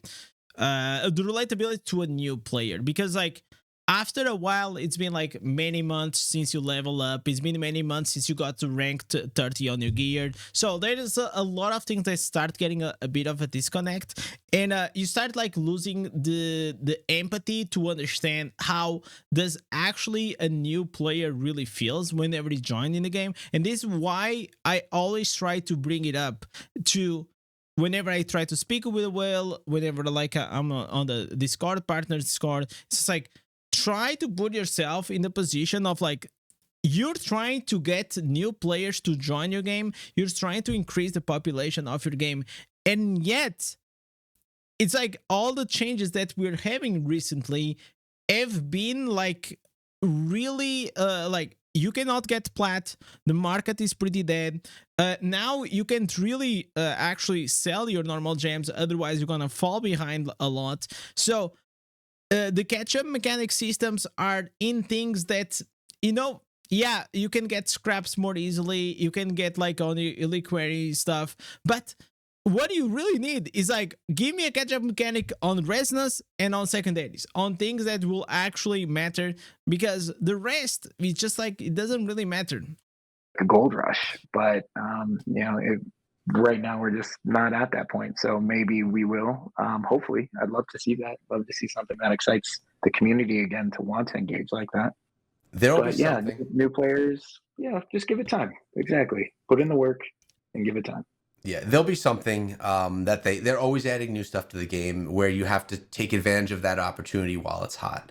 I want to touch on one more thing. This is more of an open topic. I know this was a discussion that the hottest thing that there was like in the past months was runes. Runes was the only thing that you could actually take advantage. You kind of wanted to have here, and it's around macro users. So I just wanted to kind of open the floor to you for that discussion topic. I know that the whale community had some questions about that topic itself. Would you mind just taking a second to explain to everyone what you're talking about with macro users and what kind of questions or thoughts you had on that? Yeah, so macroing is similar to what people kind of refer to as botting. It's a little more complex. You set up a sequence of keystrokes or mouse clicks or whatever, or touches on your screen if you're using a mobile device or a tablet, so that you essentially set up this whole sequence so that it can loop on itself. And so imagine like whenever you see a barbarian like AFK farming and he's pulling like the hammer and the chains and all these things, he's using a macro. So it's like you press record, then you put 1 2 3 4, and then you stop, and then you tell to this macro recording program okay, now just keep looping that. So your barbarian will keep doing 1 2 3 4 1 2 3 4 1 2 3 4 in an infinite amount of time. That's pretty much what a macro is. Run a dungeon or world farm, or whatever you're choosing to have it do. There are some people who utilize devices to do that, and right now I think they're only getting caught through primarily people catching them and reporting them. And they're facing various bans. Some are larger than others. I think part of that is also what.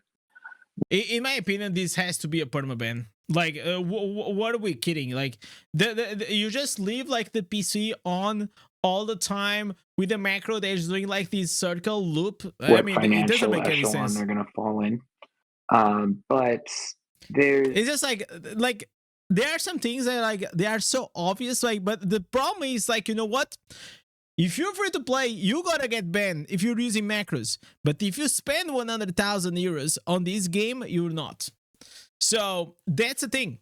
Like, whales, they can probably still be using all these macros and all these things, and they know that they have like these this shield that is called the money shield, that as long as you keep spending a lot of money in the game, you're never gonna get banned. This is kind of a gray area, because technically, yeah, this is a no violation of terms of service, but so is being on an extended follow, AFK farming, as it were, or spooning. These were things that are against terms of service. But where does it say? Like, if you no, it's not. If you follow someone in the open world, like, no, it's not. That's not bannable. What are we talking about? But they also created a mechanic within the game that you can follow indefinitely in open world. You can set up multiple characters if you're on multiple devices to follow one person through dungeons, so that you can farm that way as well. That's a common way of alt farming, which again, alt farming, another form of violation of terms of service, which if we're going to start getting super aggressive about, then everyone who's an alt farmer out there who is made platinum off of these additional accounts and funneled it back to your own account, you should be banned too. Fuck them all, chat. Ban them all. Ban them all, chat. Tomorrow we're gonna have 0 players. Man, I to be honest, chat, if it was me, I will not ban in the past, because past actions, but I will put a rule to make. I will put like AFK farming bannable. I will put not the follow one. If you put follow and you're like taking turns, that's completely fine. I will put alt farming bannable. I will put listen, these things are supposed to be bannable, okay? The problem is like they are bannable, but they are not banning. They are actually bannable. What I'm seeing by bannable is that like they should ban. Like the thing, it's like it gets harder to ban people whenever there is only some few remaining on the game.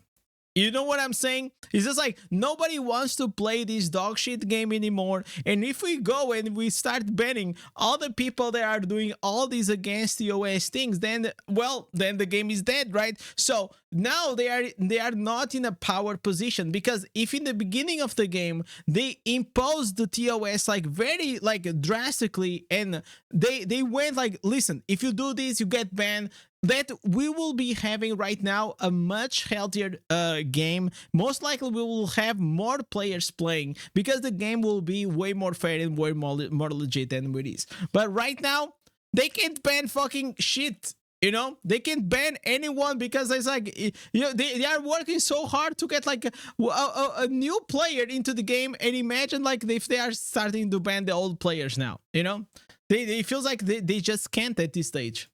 We're going by that kind of logic.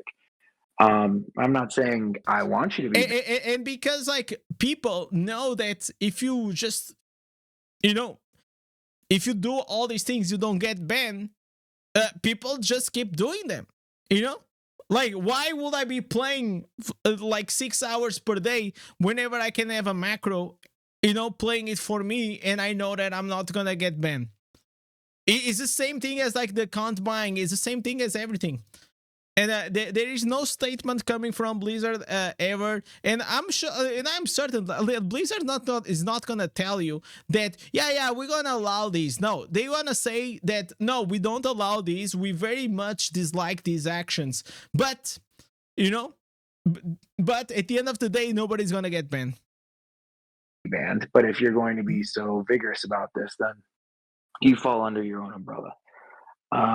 Now, going back to macro users, there's already coding set up by NetEase for their version of Diablo Immortal in China, where they can do this kind of, similar to an AFK game type farming, where it goes and does whatever you set it to do. Yeah, but this is not China, man.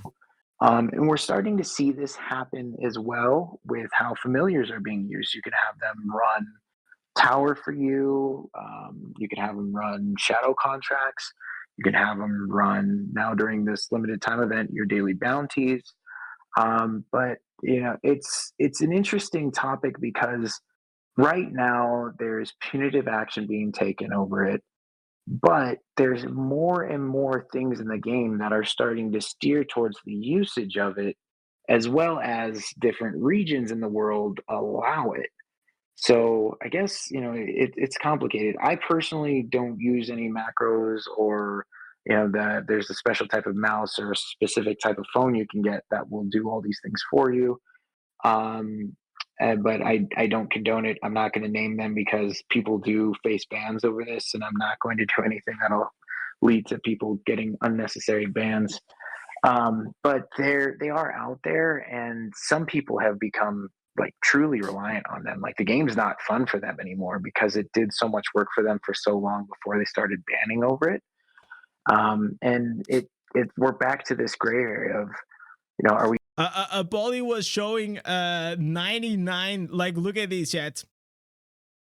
𝙀𝙋𝙋𝙉𝘿 is using his macro, man, and he got the 99 kills. You're gonna do something that creates a better quality of life for players at large if we were to allow this and make it more enjoyable for people? Or are we going to be very disciplined and aggressive and punitive over what they qualify as the terms of service? And I'm not sure if anyone else out there has actually gone into the terms of service.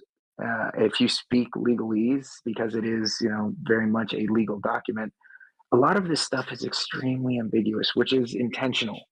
That is the yeah, it's exactly what he's saying. Like the gray area that exists, it's like what is fucked up, man.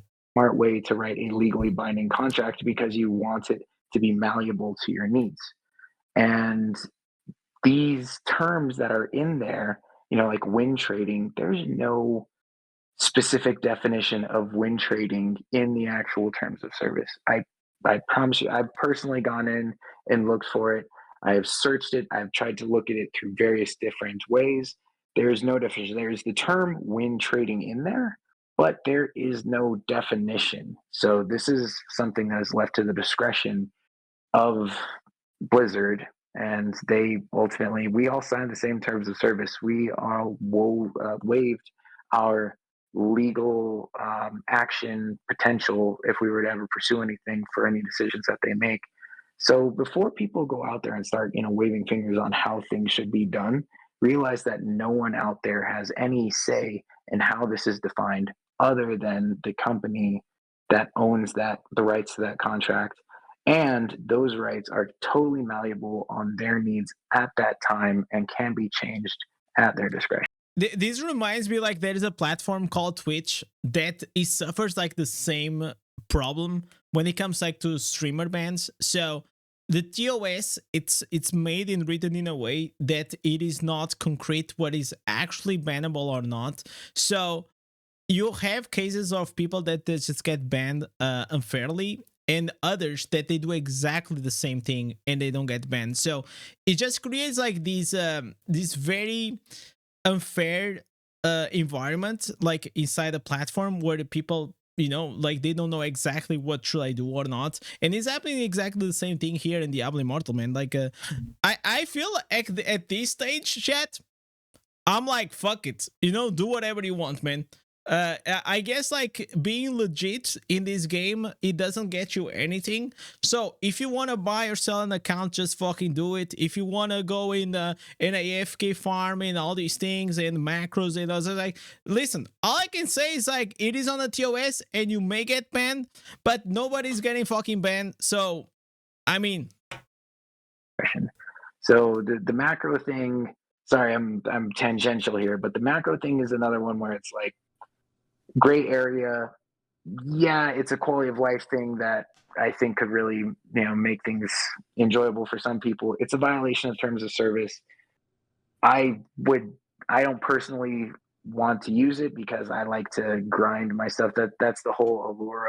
I feel like whenever you start putting a lot of auto stuff in a game, then it's just like gonna become like like the difference between like you sending your pets to do the boring stuff, it's like you send the pets to the boring stuff so you have more time inside the game to do the cool stuff. That's what we're looking for.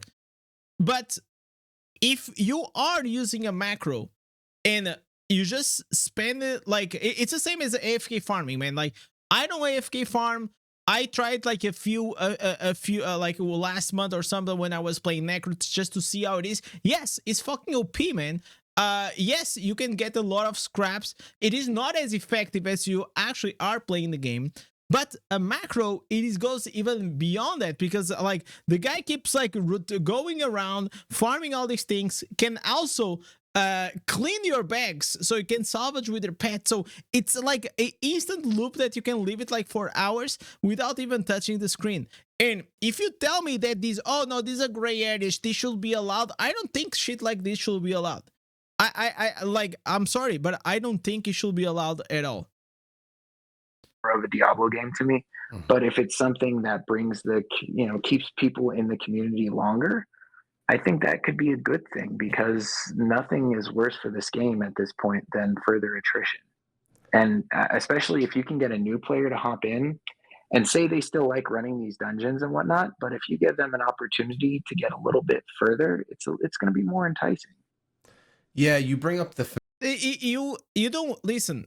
You want to get them further into the game by getting like it's not by putting macros, man, or putting autoplay like that. Like, if this, one of the main reasons why I don't like and I dislike to play a lot of agent games is because like they have auto battle, they have auto farm, they have everything is auto. I just hate it, man, because like, I don't know, but like, why would you play a game that everything is auto? It just doesn't make a lot of sense. Like, at that stage, just go do something else. Familiars and being able to have your... And there is a very different cultural, like in Asia, in China, like autoplay, it is just like almost every game, every mobile game has it. And that's to a point that even Diablo Immortal had to put it, because a lot of players, they warred against it. But I mean, this is not a Chinese game, man. Your pets go out and do stuff for you. As Diablo Immortal gets... I mean, to be honest, it is a Chinese game with a Western skin IP. Larger, with more activities to do, with more events, or with people getting more towards endgame, wanting to participate in Battlegrounds more, we need to be realistic that this is a mobile game that a lot of adults play, and that a lot of adults play in their spare time. Some people have more spare time than others. This is not a Diablo game like Diablo 2, where people would spend 10 hours a day in front of a screen grinding that game. At least the audience of players, for the most part, are not those players.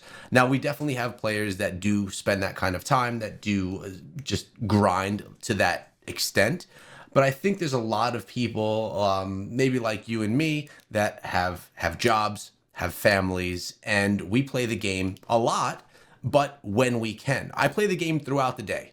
I don't sit down and have a 4-hour session of the game for most parts of the day, or for most times. I just don't typically play that way. But I will play for 3 to 4 hours throughout the day when I can get on here and there in between work, and some days less. So When the familiars came in and allowed us to be able to run shadow contracts, dude, that's the first time I did shadow contracts in Yeah, months. that was I would good. never do them because I just didn't enjoy. That's good, but that's very different from like letting like the character. You just leave your PC on, your phone on, and it's just like doing the auto thing. No, I am 100% in favor of the familiars. You just send them, they do the boring stuff, and I can do the cool shit in the game. Doing them. And I'm like, it just was just another thing that I had to do. There's so many small things to do inside of the game to keep up with your grind that it will often keep players away from doing the things that they want to do, like the event that just popped in the game for the week, or like battlegrounds, or like maybe they're just trying to experience a new zone for whatever reason. I don't love, and it's kind of the nature of the beast with an action RPG, but I don't love the idea that I have to every day do X, Y, and Z just to keep my account up to level as, you know, as a light spender inside of the game.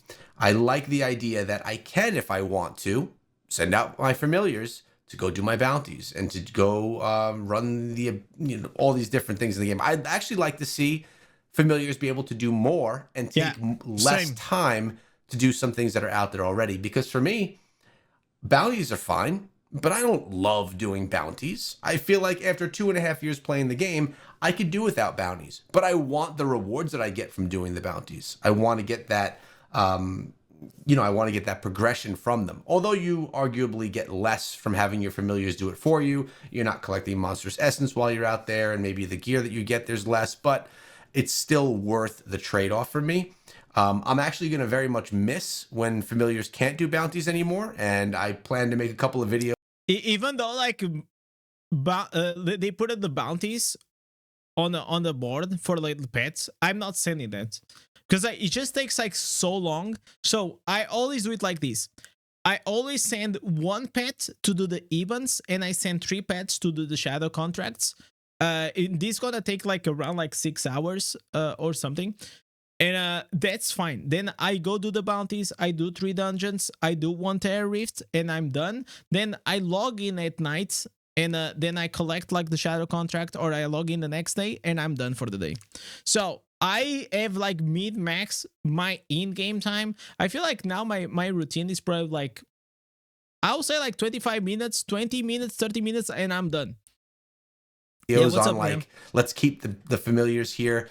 And the bounties something that they can run. And I'd like for them to be able to do that much quicker than they already do. Maybe even add a few different game modes in there that are just used for the grind, maybe like the 𝙀𝙋𝙉𝙉 or things like that, just to be able to grind other elements of the game that you don't want to have to do every single day. Yeah, it's like this part is actually cool. Like if they added like the 𝙀𝙋𝙉𝙉 to do the weekly gems, for me the weekly gems are actually okay to do. What it actually absolutely annoys me is having to run multiple Elder Rifts every week for the Fading Embers, man. The day that they put pets to do, but they will have to shorten it up the duration, or they'll have to put like more pet slots, because we don't have enough pet slots and the durations are just crazy. Now, a lot of people also mention that maybe even dungeons, can the familiars grind dungeons? There's a balance, right? You don't want, if you have the familiars doing too much for you, you suddenly have an AFK game. But if you don't have them doing enough, you have a game where there's too much grind and not enough being able to play the elements that you want to play. No, but it's like this is not AFK, because like you send the pets and then it allows you to go and do stuff that you really want to do, you know? Because after a few months, you don't really want to be running the same like daily routine of like 3 dungeons, you know, like do the bounties. All say no, you don't want to do that. You just want, okay, today what I'm feeling. Okay, I'm feeling like to do PvP. I'm gonna do PvP. Oh, I'm feeling like to do open world. I'm gonna do open world. So it's like whatever you were in the mood to go and play, you do it, but you don't feel like you're forced to do always the same thing. Play. So I've never done macros, but I know what they are and I understand what they do inside of the game. And I do like that Blizzard is finding a way to kind of squeeze a little bit of that type of mechanic into the game. I hope they don't add macros. I'm okay with them expanding the pet, but no macros. A way that's very clear, very easy to do, and where you don't have to toe the line of terms of service. Yeah, absolutely. Because I mean, like you said, if say you're doing Ibans That's 5 minutes, not a big deal. Probably less. Then you do your contracts. That's or your bounty, excuse me. That's not that long. You're looking at maybe 10 minutes, right? That's 15 minutes. So now you say you want to go do your 3 bestiaries. That, if you have a tower for it, I stopped that's doing going to be bestiaries. anywhere from 30 minutes to 45 minutes roughly. So now you're Or at least if I do, usually I stop doing it, but usually I do at least one out of 3, and the shard storm, because like those things are guaranteed legendary items. looking at an hour of playtime there. Now add in your 3 dungeons. Maybe another 15 minutes. Not too crazy, but that's an hour and 15 minutes of mundane stuff that you've been doing for 2.5 years Yeah. that really doesn't reap any true benefit for you for significant advancement in the game. And what you say, you're just a person who wants to do battlegrounds, and you're really drawn to something like that. Like you said, we both work, we both have families, we have limited time in the game. I don't spend any of my time anymore doing events and bounties and whatnot, aside from sending my familiar there. I wish it didn't take up 6 hours of my time to do that. Yeah, But 100%. it is what it is. But then factor in all these other things that continually get added to the game. When's the last time you went and farmed a tower to get all of your shards for max rewards on that? Never. Never. Never. Yeah, it's really not worth. Like to be honest, but never, because now you can get it from the pets. The pets can farm the tower for you, or you can also get like those contribution points. So I still do the tower because that legendary crest is still like very key for me. As long as you play with friends, it's a fun experience. I mean, like, but okay, it is a fun experience if you're running like with friends dungeons, or you're trying to do PvP or something like that. But if you're like doing the mundane stuff, like the bounties and all these things, I mean, like these things aren't like as fun to do, like I enjoy to farm some dungeons with friends, or to play around or fuck around, or like do some abyssal verge or something like that. But besides that, not really worth it. But we can send our familiars there now to get a little bit of it, to chip away at it over the course of the week. So there's some benefit to that. But then again, if you're really going to maximize what we can do with the familiars, you have to be logging in several times a day, hours apart each time, just to be saving 10, 15 minutes at a time. Like, they really should cut down the time that these familiars are being utilized for these different tasks, because while it does help with some efficiency, it creates a different form of inefficiency and a different kind of burden for you to have to go back in just to run these things. And on top of that, once you're in the game, you have to walk your character all the way back over to Nissa from wherever you were before, just to collect them or send them back out. So there's opportunity for improvement. It's nice that it's there. It's a great first step, but it's a long way from where it should be. Yeah, I think some of that's by design as well. Having players have to, if you want to really take advantage of not having to do those things, having players have to log in every 6 hours so that they can essentially make sure that their familiars are not just sitting there dormant and they're actually going out and doing something. I think it's by design. Would love it if they cut the times in half. I would be happy. I would also be happy if I never had to do a bounty again, and if I could have the familiars do any type of the grind elements as I want inside of the game. So that we can play special events or other things that we want. Yeah. So you're telling me a little like, for example, the Survivor's Bane, right? Like yesterday, while I was waiting to do and go do the testing on the new map of the Battlegrounds, I was doing something that I have not been doing a lot, and it was just actually enjoying the game. And what I was doing Survivor's Bane.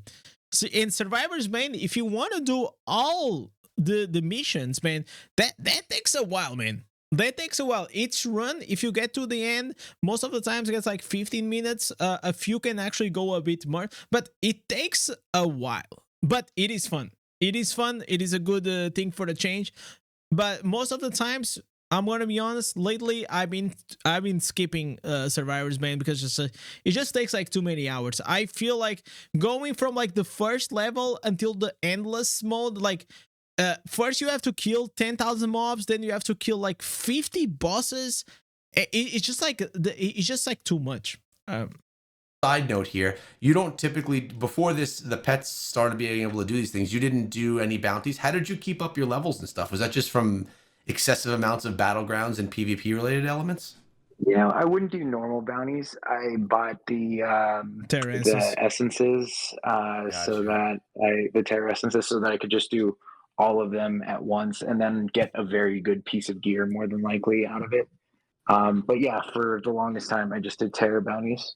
Got it. I didn't do regular bounties. And you know, here's a tip for people out there who don't know, but you can really jump ahead on your weekly levels if you just hold back on getting your tower experience, or anytime you lose a tower either through acquiring a new one or just losing it to whatever reason it might be, if you lost it in a tower fight, all of the experience that you gained or that you have currently sitting at the tower at the time of loss gets mailed to you, so you can wait until Monday to then collect on it so that you're not facing an experience penalty.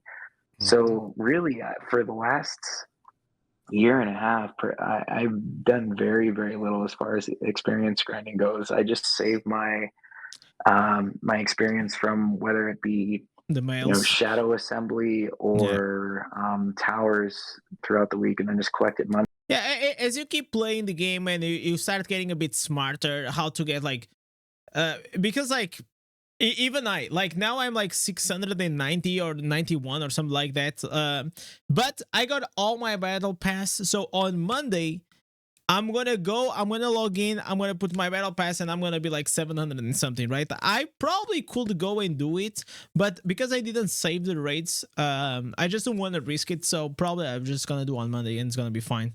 Also, I don't have like any pre-farming done. And then I'll do my bounties. By the time I finish my bounties on Monday, I'm usually 9 levels ahead of server Paragon without putting in much effort at all. Monday collection of experience is something I've been preaching on the channel for probably a year or a year and a half. I still get questions around that whole strategy all the time. I don't want to go in depth about how it works right now, but essentially the server Paragon goes up every Monday by 10, and you'll get more experience for anything claimed on the Monday. We'll go into that in another video. Great strategy though right there.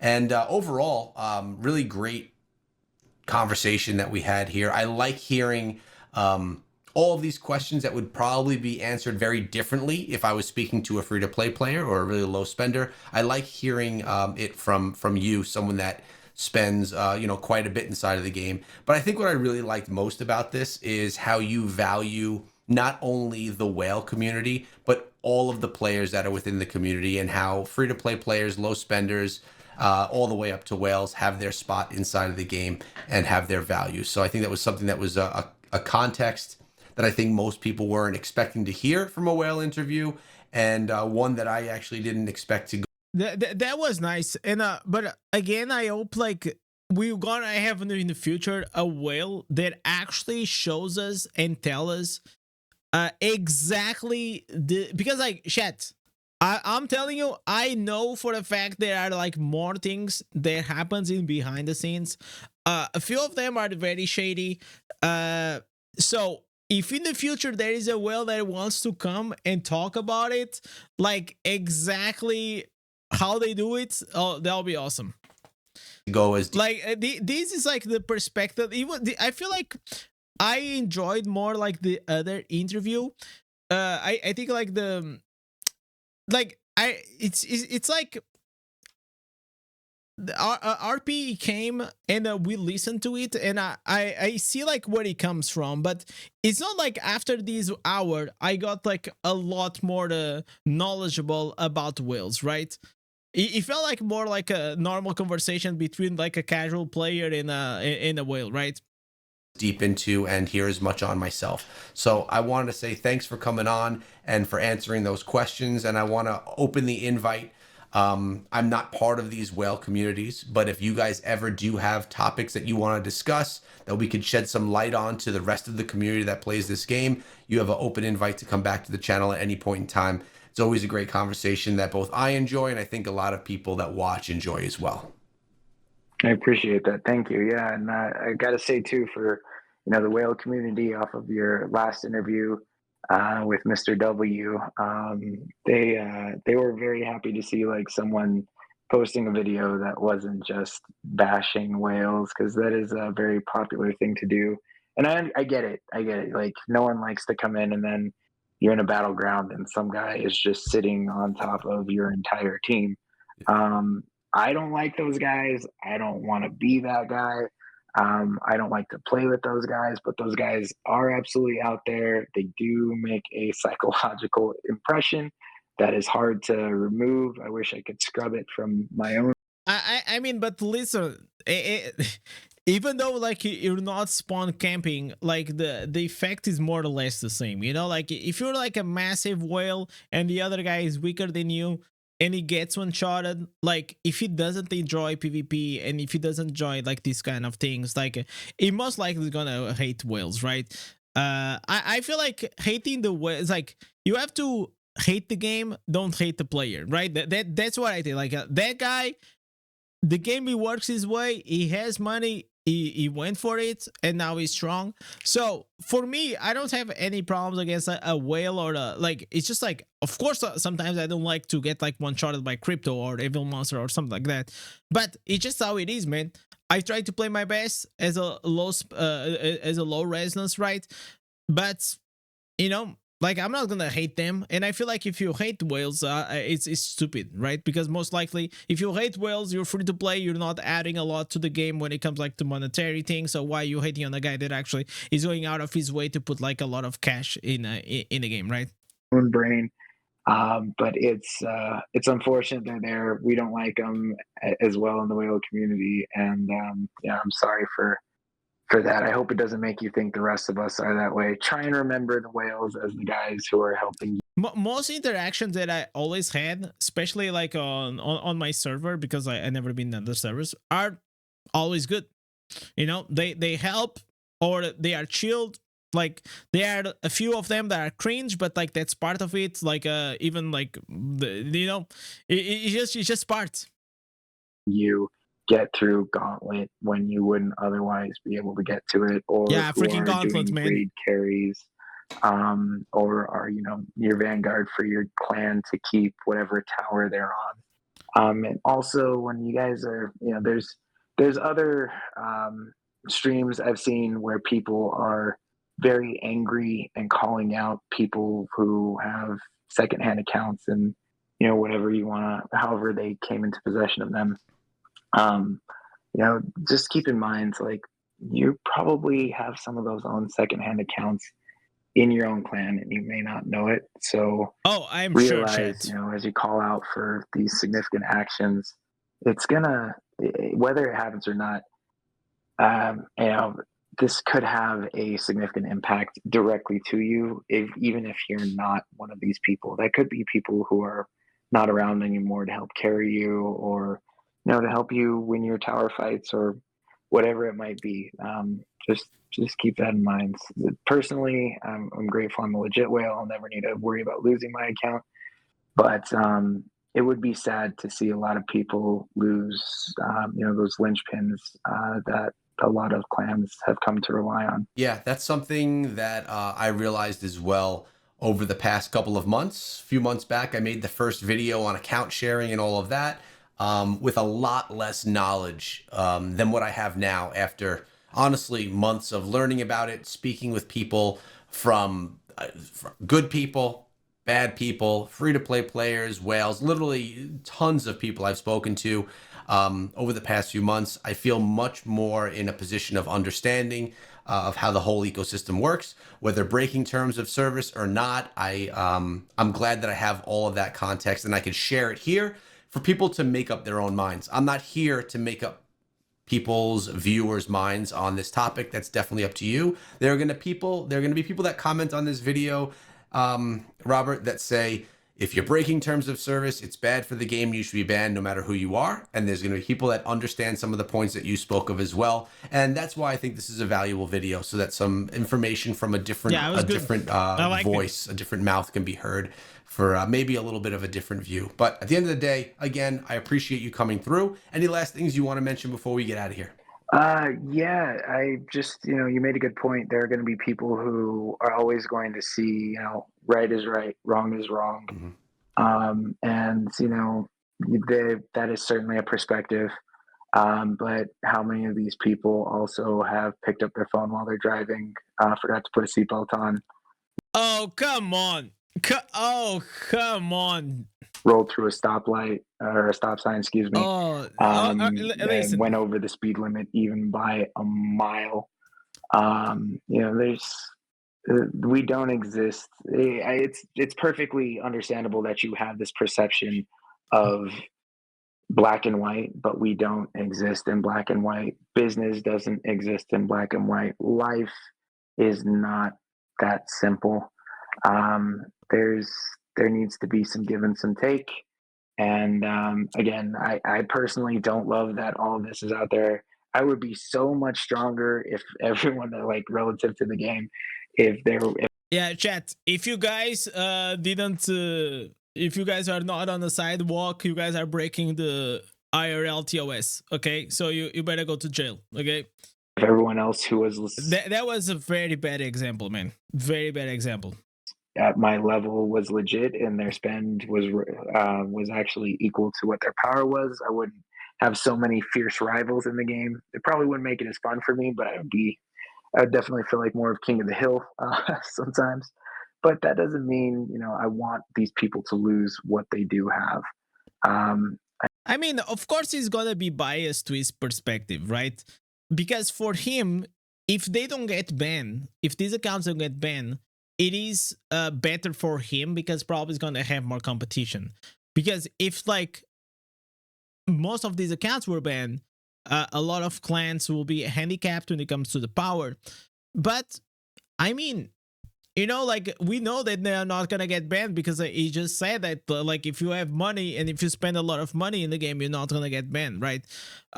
So I think that we need to be a little more conscientious and also understand that this extreme call to action for any infringement whatsoever is going to hurt more people than you will even begin to start to think about now. These, even if it were to remove all of these people, there are going to be others who care for those people who stop playing the game that you liked. There's just larger. and this is like whatever he's saying right now, that's like a major issue. The game it is at a state that it has so many few players that they are like against the wall, like even if they want to pull the trigger to ban a lot of these things, they just can't. And that's like for me the most alarming thing, because like it's just like every player counts, right? So if you start banning players, then you're gonna end up without players. Sequences of consequences and something like that. So maybe put down the pitchforks and try and think outside of yourself when you're calling for something so extreme. At the end of the day, videos and interviews like this, and by the way, happy to have interviews with large people from the other side of this community as well, the free-to-play players or players that just don't engage with any whales inside of the game in any way. Happy to have those interviews as well. But at the end of the day, what I want is to be able to bring these two sides together. You're right. The whales are viewed as an evil entity inside of the game. No, I don't think so. Like, do you guys see it as an evil identity? I don't see that in that way. Not at all. Not at all. Like, if you are, as you guys say, that you are a whale and you did it in a legit way, I have no problem. I don't think any player has a problem with a legit whale. What we're talking about is like buying and selling accounts, macro users or abusers, like multiple alts in accounts and all these shady things, using pilots. Like that's the things that people have problems with. Nobody fucking cares. Like if you are a legit whale, like that's not like what most people complain about or most people have problems with it. And there are good There are good people that are whales and bad, and there are good people that are free-to-play players, and there are bad. It has nothing to do with how much money you spend inside of the game. And just the other day, Ador ran me through the 𝙀𝙑𝙋𝘼𝙉 so I could unlock I5. Great example of how someone that was a much larger spender than me inside of the game helped me do something that I wouldn't have been able to do on my own. So you do bring up some great points. And at the end of the day, I want this community. I want the communities to be able to get along better together, to make a stronger, healthier game for Diablo Immortal, which is a game that I personally love and want to continue playing for the next few years. So again, Robert, thanks for coming on. Open invite to come back at any point in time. And yeah, I appreciate your context and hope that everyone appreciated listening to your thoughts on these topics. This was a great video, man. Absolutely. And if there's anyone still listening after all this time, man, we've had quite a conversation. Thank you for still being here. And, you know, good, bad, or otherwise, I appreciate any feedback you guys leave on the channel. We'll be checking out. This was awesome. Chat, go there, drop him a like and a sub if you guys are still not sub to Echo. Great video. As I said, man, like, I don't think there is if you have like a beef against whales, I feel like that's cringe, right? Like, if someone has a lot of money and they want to spend on the game, like, let them be. I think like the borderline is whenever like we're having a lot of like this TOS getting like, you know, literally just ran over and nobody cares. Then we got to know, like, if you have a lot of money, I guess you can do like naughty things and you can break the TOS and still not getting banned. So those things I didn't like to listen, but I feel like any sane people, if you're sane and it's like a sane free-to-play and a sane whale that it seemed like this guy was, obviously you like both players, right? Like, you like free-to-plays and you like whales, and you understand like both sides, they have roles inside the game. So I also like to I like that he said that because like last time, like the other whale that he went, it kind of like it was a bittersweet like the take, but great video. And I catch you guys next one. Thanks for watching. See you.